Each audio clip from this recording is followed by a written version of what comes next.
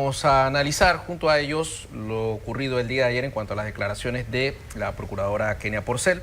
Para eso nos acompaña el profesor Miguel Antonio Bernal. Buenos días, profesor. Buenos días. Bienvenido. También el amigo Pedro Citón. Buenos días. Bienvenido. Vamos a iniciar con don Miguel Antonio Bernal, profesor, porque de usted de la casa, usted siempre nos pasa, No, vamos por a cederle favor, la palabra doctor. al catedrático Miguel Antonio Bernal. Profesor, sus primeras impresiones de lo ocurrido el día de ayer en cuanto a las declaraciones de la procuradora. Sí, bueno, en primera instancia, muchas gracias por la invitación. Creo que lo que está ocurriendo es una consecuencia más de la desinstitucionalización que nosotros vivimos. Ahí donde no hay instituciones, entonces hay este tipo de situaciones que no tiene, por decirlo de alguna manera sencilla, agarradero. Y particularmente cuando un funcionario de la jerarquía de la procuradora sale a hacer estas declaraciones que, en mi opinión, tanto en el fondo como en la forma, no corresponden ni a la majestad del cargo ni a la situación que tratan de velar. Lo que sucede, antes de dar algunos elementos más, es que aquí hace ya un tiempo hay una corriente, sobre todo dirigida por ciertos medios de comunicación privados, que se ha enfilado de una manera, diríamos nosotros, decidida en contra de determinados magistrados de la Corte Suprema de Justicia, y están acompañados en esas acciones por algunas organizaciones que se dicen de la sociedad civil, descuidando lo propio que es la institucionalidad, que es la constitucionalidad de los actos de las autoridades y particularmente el derecho que tenemos los ciudadanos de saber qué está ocurriendo. En cuanto a lo ocurrido ayer, en base a la declaración de la señora procuradora, no es la forma ni el fondo. Personalmente no creo que un ministerio público debe comunicarse con la ciudadanía a través del YouTube. Por muy importante que sean las redes sociales, como les llaman, yo considero que por la magnitud de las declaraciones tenían que ir acompañadas de una conferencia de prensa donde los periodistas, que son los comunicadores, pudiesen hacer y formular todas las preguntas que tuviesen a bien, porque son ellos los interlocutores entre la población y el funcionario, quien quiera que éste sea. Irse a un youtuber a leer unas declaraciones producto de una grabación, porque dificulto mucho que la retentiva de la señora procuradora alcance estos niveles que ni los niños más inteligentes en la escuela logran con las poesías que le mandan los maestros a leer, que son más largas que un tren europeo. Entonces, eso en primer lugar, una falta de respeto para con la libertad de expresión y el derecho a la información. En segundo lugar, el hecho de que ella haya grabado al señor presidente de la Corte Suprema, cualquiera que haya sido la razón que lo haya llevado a él, donde ella, eso es inaceptable. En tercer lugar, hay en el contenido de las declaraciones situaciones extremadamente preocupantes que ameritan, que requieren una declaración contundente, seria y decidida, que ya la encuentro un poco tardía, de parte no solamente del señor presidente de la Corte Suprema, sino también del resto de los magistrados, porque la Corte Suprema, contrariamente al Ministerio Público, es una corporación integrada por 9, donde hay un presidente interino, donde hay 3 magistrados que no han sido nombrados en los últimos años, donde hay un vacío institucional. Y las declaraciones de la licenciada Porcel se enfilan en contra de la Corporación Corte Suprema de Justicia. Es más, el editorial del diario La Prensa hoy es verdaderamente de espanto, porque sin ningún rodeo se van de frente, y detrás de esto creo que hay una especie de, yo siento un pequeño aroma a Fujimorato, en el sentido que ya en Perú, años atrás, se pasó por una situación en la cual Fujimori decapitó a toda la corte sobre pretexto de. Entonces creo que nosotros tenemos que ser muy cautelosos. Es comprensible en una sociedad como la nuestra que se den reacciones, la mayoría de ellas emotivas, los que se quieren identificar con la procuradora, los que se quieren identificar con la corte, pero aquí se trata de identificarse con la institucionalidad, porque quien sale perjudicado con esto que está pasando y que está empezando, en mi opinión, es la población. Una población desinformada, una población que está ausente de todo un conocimiento de los procedimientos, y en medio de todo esto no podemos perder de vista que hay un proceso que se le inicia al señor Martinelli, y que con esto que hizo la procuradora ayer, en mi opinión, queda todavía más viciado de lo que podríamos considerar algunos que lo está. Entonces, estamos en una situación en que yo me permitiría respetuosamente hacer un llamado a los ciudadanos en general y a los medios de comunicación en particular para que andemos, como dice Erika Ender, despacito en este tema y sin apresurarnos a consideraciones que no necesariamente van a fortalecer la institucionalidad. Porque también he sabido, aunque muchos no quieren que se diga, que hay una corriente que está pensando en abocarse a unas reformas a la Constitución y para lo cual pretenden extenderle el mandato al señor Varela por 2 años. O sea, todas estas cosas hacen un guacho, como decimos en buen panameño, y yo creo que esto hay que cogerlo con palitos chinos, sobre todo ahora que nos estamos volviendo medio chinos. Entonces tenemos que tener un uso preciso de la terapia china en este tipo de situaciones. Por lo pronto, yo considero que ha sido un gravísimo error de la señora procuradora, aunque pueda tener toda la razón. O sea, verdad lo que haya dicho. Aunque sea verdad lo que ella dice, pero yo sí me quedo con esto. ¿Por qué esa retentiva tan extraordinaria? Textual no la ha tenido para el caso de Odebrecht. Nosotros tuvimos más de un año estar esperando la lista de los nombres de Odebrecht, pero creo que es una actuación malsana. Vamos a entrar a analizar, usted señalaba lo de los bandos, porque al final terminamos en calle arriba, calle abajo, los que quieren a la procuradora, los que quieren echar a los magistrados, pero vamos primero con don Pedro Citón, sus impresiones también de lo que No, yo concuerdo en mucho con lo que dice el profesor Bernal. Sí le quiero recordar solamente que nosotros tuvimos un Fujimorato en el año 89-90, doctor, en el Noriegato, cuando los magistrados de la Corte Suprema, los 9, y más los suplentes, fueron renunciados y Guillermo Endara nombró a lo que se llamó esa corte de lujo, ¿no? Que luego, pues, podemos hablar más tarde. Pero lo que sí es cierto es que ya esa experiencia la hemos tenido. Y ha habido algún zarpazo por parte de la sociedad civil de defenestrar la Corte Suprema hace como unos 10 años atrás. O sea que estos intentos de presión a la Corte Suprema de Justicia no son nada nuevo.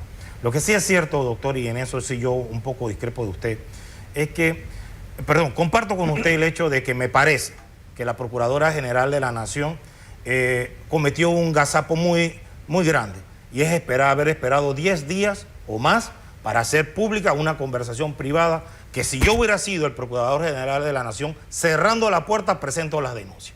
Y no me vengan con el tecnicismo que si hay prueba idónea, si no hay prueba idónea, etcétera, etcétera, porque lo que parece ser, y esto también es criticable y creo que se le quedó a usted en el tintero, que la Procuradora le infiltra a un medio de comunicación social y a un periodista en especial esa conversación que tuvo. Eso es de comadreja, eso sí estuvo mal, pero haberlo denunciado, mire doctor, en youtuber o no youtuber, eso a mí me es indiferente. Si fue pinchado o no fue pinchado, también me es indiferente. Porque yo no veo el dedo, veo la luna. Y en esa luna lo que estamos viendo es la corrupción judicial que está en la Corte Suprema de Justicia. Mire, aquí hay que recordar que fueron destituidos los magistrados Abel Armengol. Fueron destituidos el magistrado Benavides y el magistrado Moncada Luna, por las causas que sean, ¿verdad? Entonces, ahora sentimos que en el caso específico del magistrado Hernández León, la misma situación, pero no es tan importante el tema jurídico, sino el tema moral y ético. Y explico por qué. Mire, para los que litigamos y litigamos muy poco ya, sabemos en los corillos judiciales cuáles son los jueces corruptos. Y hablamos del 10º magistrado y nos burlamos del 10º magistrado. Pero el 10º magistrado es el que él tiene la caja menuda de los magistrados. Hoy por hoy ningún magistrado sale de la Corte Suprema de Justicia con menos de 5 millones. En la misma casa donde vivía Moncada Luna, en la misma casa vivía un ex magistrado.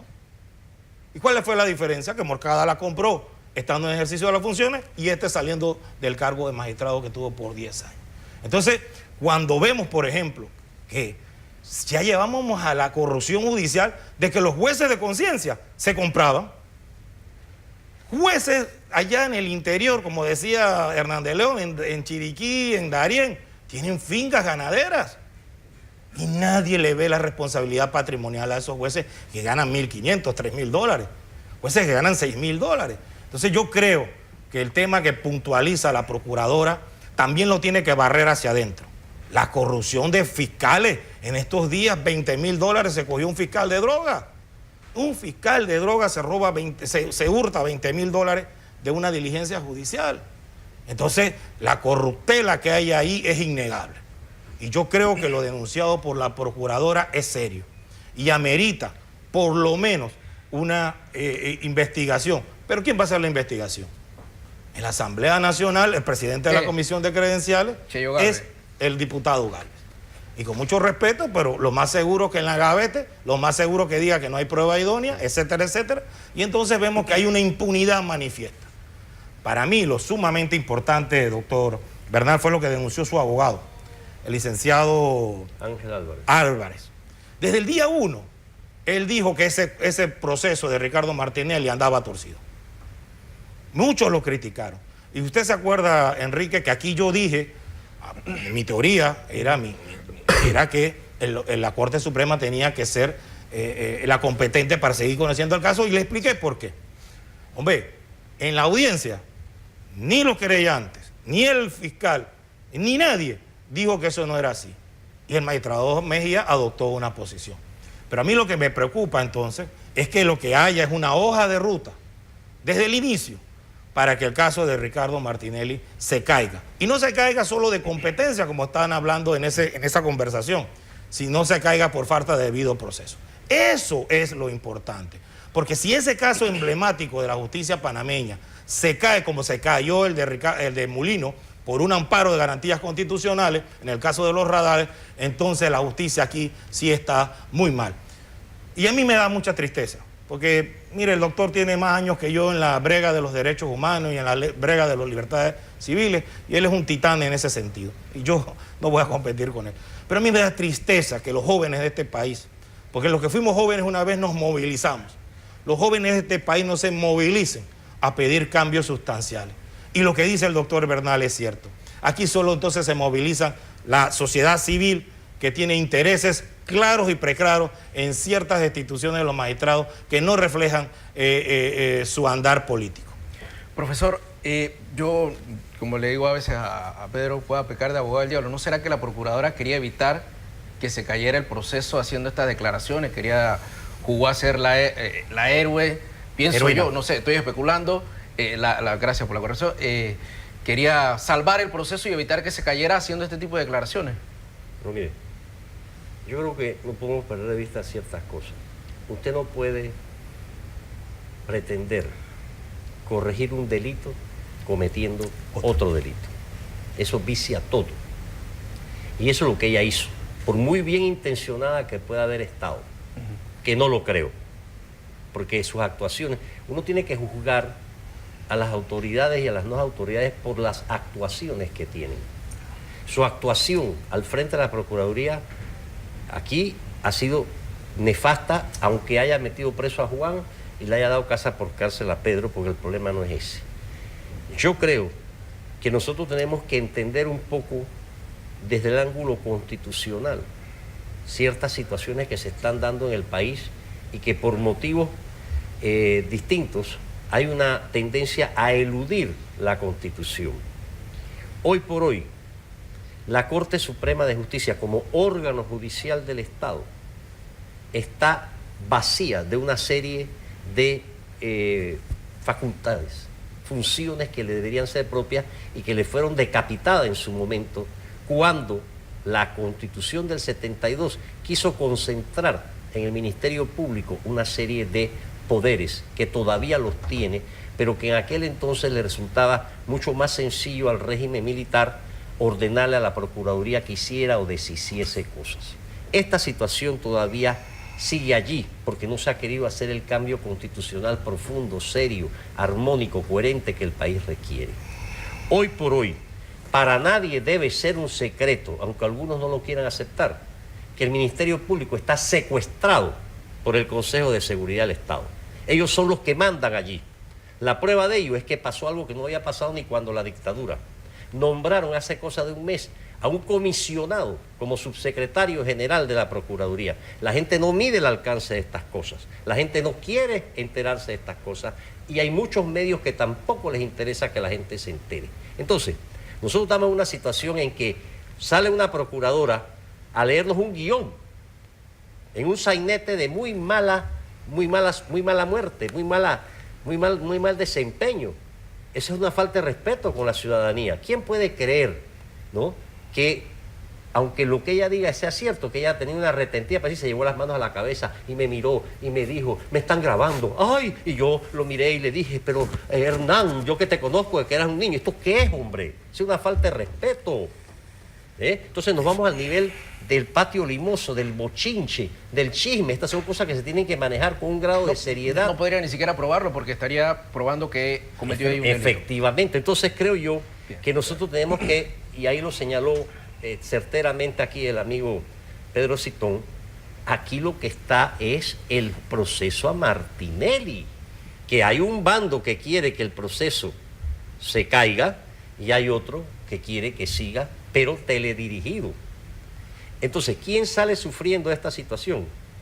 La población, la ciudadanía, las libertades, los derechos humanos. Perdón, y aunque no se quiera ver así, esto que sucedió ayer va a desatar una serie de situaciones, porque acuérdense también, perdón, que nosotros estamos en un año preelectoral, como le llaman. Ya eso despierta una serie de ambiciones, de gulas, de actuaciones. Entonces, con esto se desvía la atención de ciertas situaciones que nosotros... Qué casualidad que esto pasa al día siguiente de las primarias del cambio democrático. Una noticia, un conocimiento que tenía la procuradora desde hace 10 días. Y como bien dice Citón, apenas cerró la puerta el señor de León, si es que de verdad fue así, ella debió inmediatamente, institucionalmente reaccionar. 10 días. Pues claro, lo necesitaban para prepararnos el sainete y ponernos ahora a nosotros a discutir si son galgos o son podencos. Eso lo iba a decir. Eso lo iba a decir al doctor. Y muy brevemente quería nada más interrumpirle para decirle algo. Mire, a mí me da tristeza que este caso que se está ventilando ahora públicamente desplace al caso de Brecht, por ejemplo, y a todos los demás casos de corrupción. Porque ahora nos enfocan los medios de comunicación social, incluidos RTV, a hablar es de la corrupción judicial. Cuando aquí ha habido una corrupción gubernamental de pasadas administraciones en donde claramente los casos no avanzan y en muchos casos, y me da dolor decirlo, se caen por la actuación de los fiscales. Entonces, y de fiscales que son premiados como magistrados. ¿Esto qué es? Entonces yo creo que hay que hacer un acto de contrición de parte de la Procuradora General de la Nación, ver que su equipo de trabajo dentro del Ministerio Público no es el más adecuado y el más profesional. Si hay que subir el salario, que se le suban, pero que sean efectivos. Pero sobre todo, mire, doctor, ahí yo no comparta su tesis de que no se puede hacer un delito combatiendo un delito, haciendo otro delito. Pero en el caso específico, este problema yo no lo enfoco jurídicamente. Ayer escuchaba a abogados, si el artículo, si el no sé qué, si el no sé cuánto. No. Esto es un problema de moralidad, de ética. Mire, no es que el doctor Bernal y yo nos estemos acusando de que él me pagó un trago, yo le pagué otro trago, o no nos pagamos. No, esto no es un problema de acusaciones entre dos personas así silvestres. Es el máximo jerarca del órgano judicial, de uno de los 3 poderes del Estado y la máxima jerarca del Instituto Fiscal. O sea, estamos hablando de 2 titanes del ring. Yo creo que sí es importante rescatar que hay una politización de lo judicial y una judicialización de lo político. ¿Por qué? Porque detrás lo que hay es una lucha por el poder. Hay una lucha por el poder y en esa lucha por el poder nosotros vamos a encontrarnos con toda una serie de situaciones que no necesariamente van a ser comprendidas o entendidas por todos, y por eso le decía que unos van a querer tomar un camino o otro, pero lo único que yo pido es que no dejemos sola a la verdad, que es la que nos puede llevar a la institucionalidad que está ausente. Disculpe que lo interrumpa, doctor, pero vamos a hacer un debate. Pero mire, cuando se le preguntó de esta reunión, porque salió de un tuit del Divo del 13, ¿verdad? Es el que filtra la información a las redes sociales. Primero que nadie. Eso, mire, eso para mí es lamentable, porque la primera que debió dar la cara haciendo esa declaración era la procuradora. Pero cuando se le pregunta, después de 7 días o algo así, Dice el procurador que él no tiene ninguna presión, el magistrado de León, él no tiene ninguna presión, que él no ha ido a ninguna reunión y nada de nada, ¿verdad? Para entonces hacer el comunicado que se sacaron atrás. No sé si lo llegó a leer, sí, doctor. El mismo periodista que estaba ese mismo día poniendo la denuncia, casualmente. Sí, pero lo importante es entonces lo que se transmite en esa declaración de parte del órgano judicial. Entonces sí ya lo haces institucional. Y rechazas que, nunca se rechaza en ese comunicado dos situaciones: que hubo una reunión que no fue negada anteriormente y no se rechaza lo que se ha conversado. Lo que se ha dicho es que se ve desde la prisma y la óptica y que eso lo que genera es presiones hacia él y que él no va a fallar sobre presiones. A mí me preocupa mucho ese comunicado sin firma, porque yo creo, como dice el doctor Bernal, eso no era un comunicado sin firma, tenía que tener las firmas de los magistrados restantes, del pleno, de si lo apoyan o no, porque esto amerita una reunión. O sea, mire, cuando el presidente de la Corte Suprema de Justicia actúa, él no actúa como un silvestre, no como un ciudadano, actúa como el máximo jerarca del órgano judicial. Y entrevistarse con la máxima jerarca del Instituto Fiscal, eso es preocupante.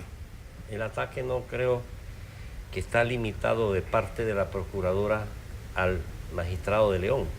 Va derecho, porque ahí se mencionó toda una serie de nombres.